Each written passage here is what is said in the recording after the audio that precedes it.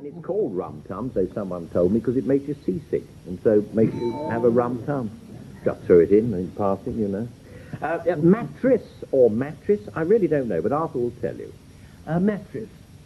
Well, now, if you happen to be wandering in the forest of Dean, and you come to something that looks like a wigwam on fire, you are gazing at a mattress, because it is a charcoal burner's edifice. There's a central pole, and the branches are stacked up round the central pole, and he then burns it through charcoal. The mattress should always smoulder. If it bursts into flames, it's quite incorrect mattress. It should just gently smoulder in the forest of Dean. Same with the mattress. Actually. Well, possibly. Derek Jacobi's go. Mattress. Now, in a 17th century edition of a journal called the London Gazette, in the year 1685, to be precise, in their exchange and mark columns, they had for sale a mattress for 10 shillings and sixpence. Now, when you think what has happened to our currency since then, since the 17th century, and you think what that 10 shillings and sixpence would be worth now, it seems a great deal of money to pay for a bundle of old, used playing cards. Cards that have been greased or illegally marked or dog-eared, but totally no use. This particular 10 and sixpenny was for a gross of these cards. Now, each bundle is called a mattress. What they did when they purchased them, I don't know. Just wondering if 52 goes into 144 equally, but that's a bothersome thought. Sarah Bedell's Sarah's go. Well, mattress, it really is a sort of military slang, because during the American War of Independence, a mattress was the chief assistant to a gunner in a train of artillery. It's really what the British called a gunner's mate. And the Americans had an odd expression for the gunner himself. They called him Sergeant Fireworker. Sergeant Firework? Fireworker. Oh, very good. Right. So, it's a gunner's mate, a gross of old playing cards, and charcoal fire smouldering but not bursting into flame. Frank's choice. Now, it is absolutely vital that I straighten up these scores, you realise. This is very decision. And, of course, this one is relatively simple. I mean, there's no real problem here. Oh, my God. It could be a charcoal burner's thingy, or old playing. Can't be old playing cards. I'll go for the playing cards. Mr. Jacobi. Suddenly it came to you, yes. He was Derek awfully said good. that. True or bluff, he has to own up now. Lovely voice, a bit high. But... Bit high,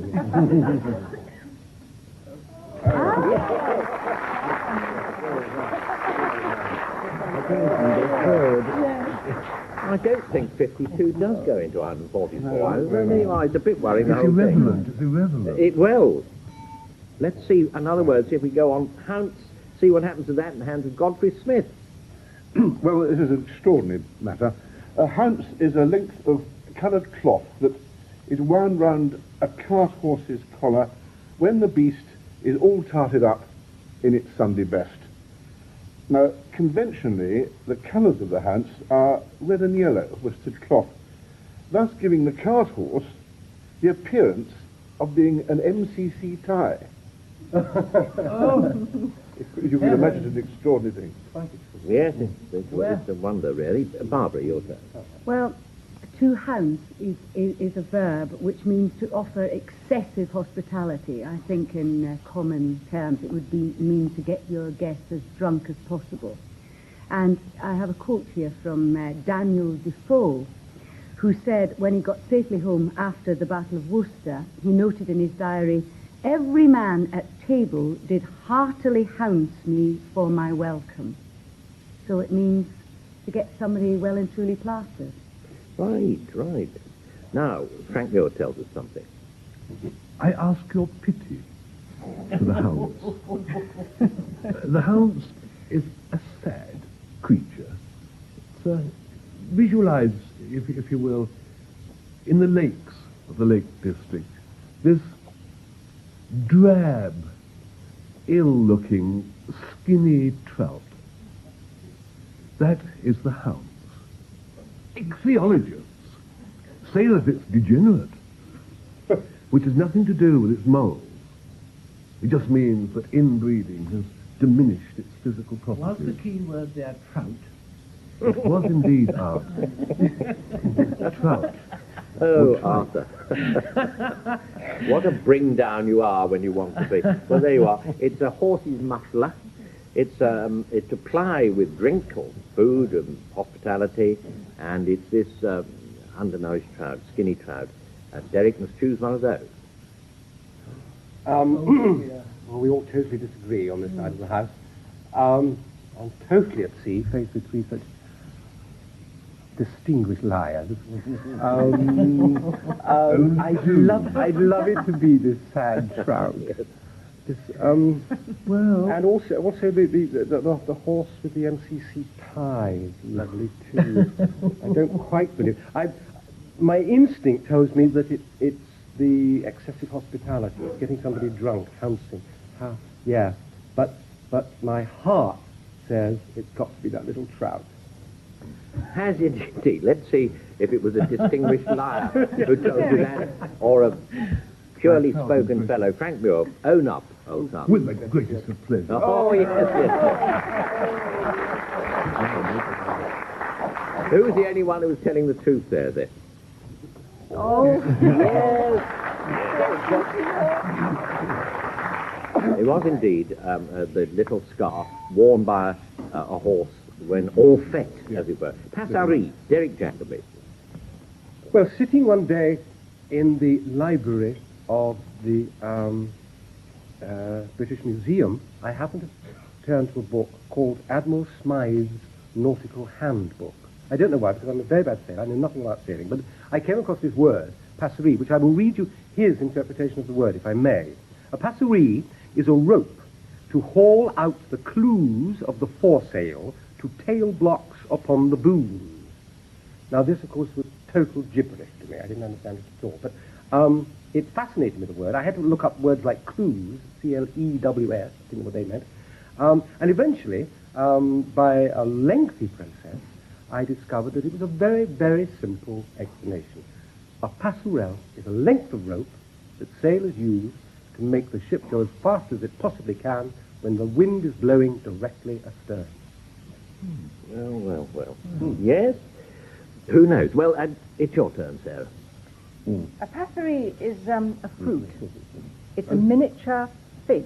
It's tiny, very small, very sweet. And it's the sort of thing you might be offered by a sheikh if you were dining in the desert and you'd managed to swallow the sheep's eyes. You would be given this as a dessert. And they can do something with this. They can artificially ripen this fruit by piercing the rind of the skin while it's on the tree. A pig or fig? Fig. A fig. Sorry. It's quite clear this time. Absolutely, yes.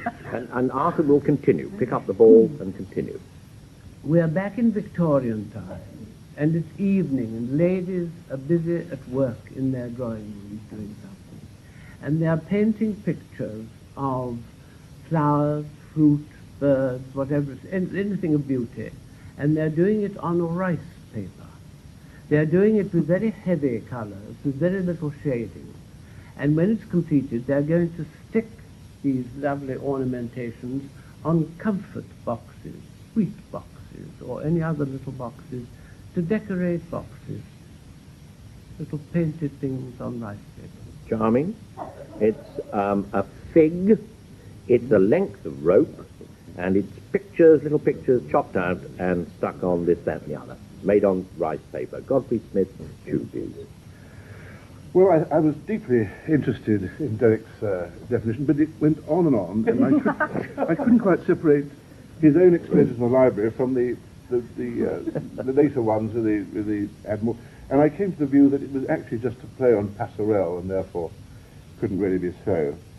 I thought about the fig, the Arab fig, but thought it didn't sound sufficiently Arab, and I therefore plumped for art's rice paper, if I may. And when you plump Godfrey, you certainly do, and I'm very pleased to see it. And Arthur must own up now. Yeah. There. Oh, no. It wasn't that. It was something else. Which was the true definition? Yes. Tracery, a length of rope. And you were really in a British museum. Sarbut is the next word, and Barbara Dickson defines it. Well, a sarbut, it's pronounced, is a type of Persian rug, and it's named after the region in eastern Persia where it's made. And you can tell its character by the pattern of pears and fig leaves on it. And it's a particularly fine specimen of carpet, and it can have as many as 350 knots in every square inch, so it's a very fine type of Persian carpet. Yes. Good. So, Frank Mill's turn now.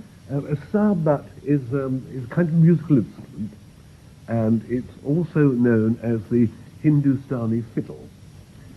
And it hasn't got a nipped-in waist like Joan Collins, but it's sort of all oval like. I can't think of anybody at the moment. Played against the chest, and it's played at folk music things in Bengal, and it's supposed to sound like the humming of bees. Hindustani fiddle, it sounds like a card trick, but it wasn't, it was what you said. Or it may turn out to be. Godfrey now. Well, it's not a very nice thing at all, I'm afraid. It's a sarbut, and it's a nickname local to the villains just in the Birmingham area for a police informer. For that nasty character, who's nicknamed elsewhere a grass or a copper's nark.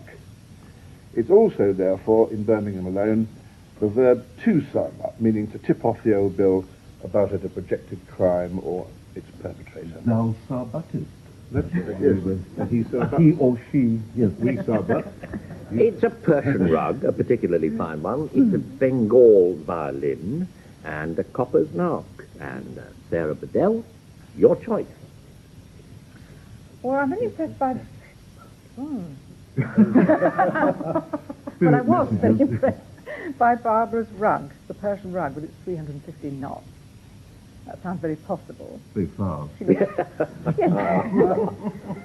Hoping someone would say that. On the other hand, Godfrey's Birmingham grass, it sounds a sort of mean little word. It's unappealing. I have to confess I'm seduced by the erotic, voluptuous description of Frank's musical instrument. Yes. My dear, it wasn't meant to be. Well, it's done things to me, and that's what I think it is. It was looking at Godfrey's tummy that gave me that impression. You don't know your own power, Frank. Well, he's got enough of this badinage. Let us see if you were properly seduced. I mean, was it worth it is what I'm getting at. True or bluff? Not enjoying the badinage more than the game. Oh, come. No. It wasn't a Hindustani fiddle, it was something else.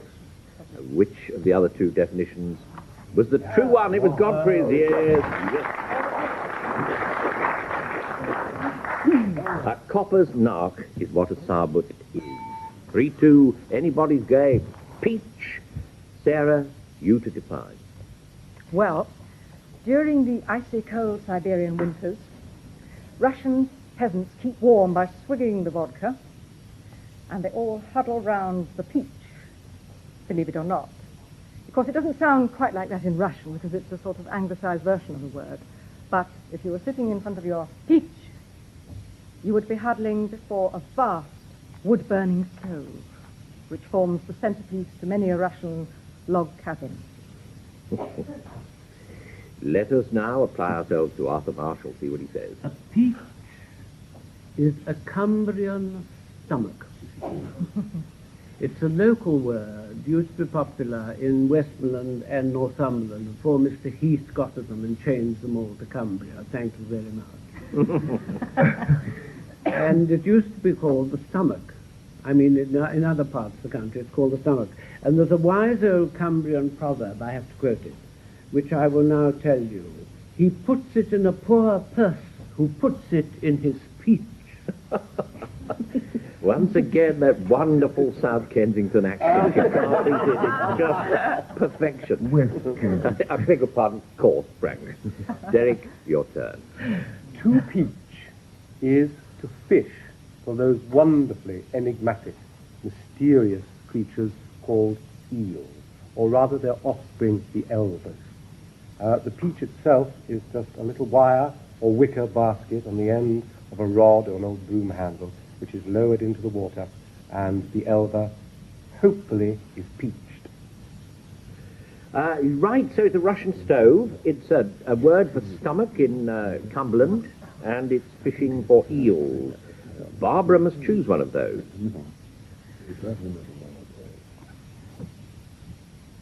Well, I can't believe it's the Siberian stove. I mean, it just doesn't sound Siberian enough for me. If it had an ITCH on the end, I think I would have believed a Peachovich or something. The Cumbrian stomach. The peach. No. Well, they're all terribly unlikely, but I think the most ludicrous of all is Derek's. So it must be the fishing for elvers in the lake. He certainly said that. To peach. Yes, he did. True or Only a bluff? beautiful And thrown up. creature.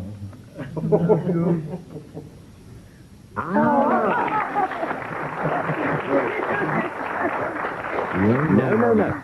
Who gave the true definition of peach? No, can't be asked. No. Oh, yes, it was. Yes, it is a Russian stove, and I think the word is probably an English approximation of the Russian word, hence you were deceived. Brimborium is the next word. Good enough word that Frank tells you about it. I hardly tell you, I refer you to Cotgrave. You have your Cotgrave about you, the 16th century lexicographer. Well, Cotgrave defines Brimborium. He defines it as a foolish prayer or charm which old and simple women invoke against the toothache. Like pain, pain, go away, come again another day. The Oxford, actually nowadays the foolishness has stayed on. It's any kind of very foolish, old womany kind of simple remedy. I have really nothing to add to that. That's fine. And run out Very of words. deftly sketched in, I thought. Godfrey's turn now. Well, it's another rather nasty thing, I'm afraid.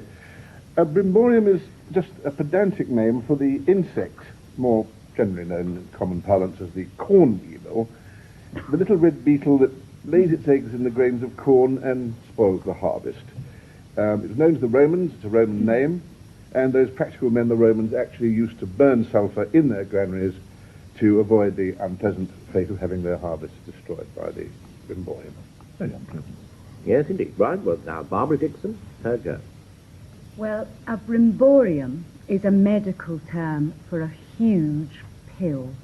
A pill that is exceedingly difficult to swallow, the largest size of pill that you could actually physically get down your throat. And in the 16th century, the recommended way of consuming one of these pills was to have it put into the back of the throat on the end of a dagger. That's a brimborium, a huge pill. And the horse can't blow further. And you'd have to be awfully ill to do it, wouldn't you? Or someone does it for you, perhaps. Well, it's a jolly big pill. It's a charm against the toothache, but a rather footling one, and the corn weevil. Arthur must choose one of those definitions as the true one. Wonderful moment. One long moment. We're on the edges of our seat, child. Oh, And yes. again, Oh, no. We don't think it's these terrible corn weevils. the lesser too. I didn't get the picture of a vast pill being put into the back of the throat on a dagger. It seemed so terribly peculiar. It really did. Frank's totally dotted prayer against toothache sounds so completely unlikely that we go for that. Quite You right. do? Well, let's see if you chose well. Frank, true or bluff? Behold!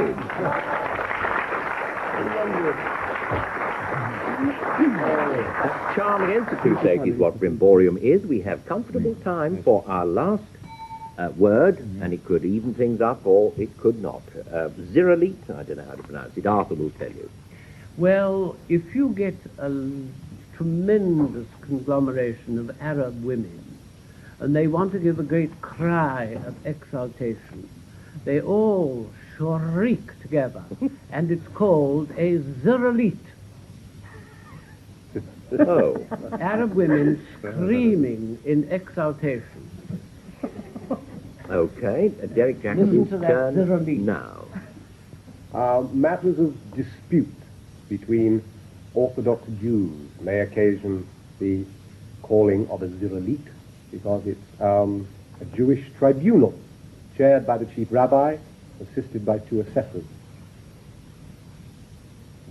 Oh, it says, leave it to please. I thought there was going to be some little grace note and all that. No, it was a sonnet. Leave it alone, it was a sonnet. Sarah, your go. Zirelite is a very refreshing drink. It's a mixture of buffalo milk and goat's milk, and it's flavoured with fruit juice, which gives it a sort of tang, slightly acidic, like a sherbet, is the nearest. Where's it come from? Yes. It's drunk by Turkish Muslims I in the think heat of noonday. Little aperitif. It's just as long as they aren't Turkish customs officials, which are, you know, favourite sort of device here. But it's a drink, a refreshing sort of mixture of buffalo milk and fruit juice. It's a tribunal, a Jewish tribunal, and it's a great cry that goes up from a crowd of Arab ladies, I think he said, yes. Frank has his choice. This is the kind, we decided here, the right attitude towards these things is not to go to win, but to go to enjoy. And we would all inside the house love it to be the female Arab shriek. We don't care whether it is or not. No, Like the game is more than the player of the game, I think you were getting at, Frank. It matters not to win or lose. No, the rub of the green, I think, comes into it somewhere. So let's see. Arthur.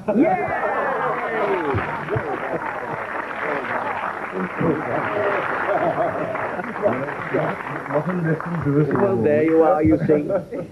The pure of heart always comes good in the end. And really, a zirelite went up when he owned up, and it turned out to be the true one. And oh, goodness me, for all, as I've often said before, it makes this job of mine worthwhile to see no one winners, no one losers. Let's have a round of applause for all of them.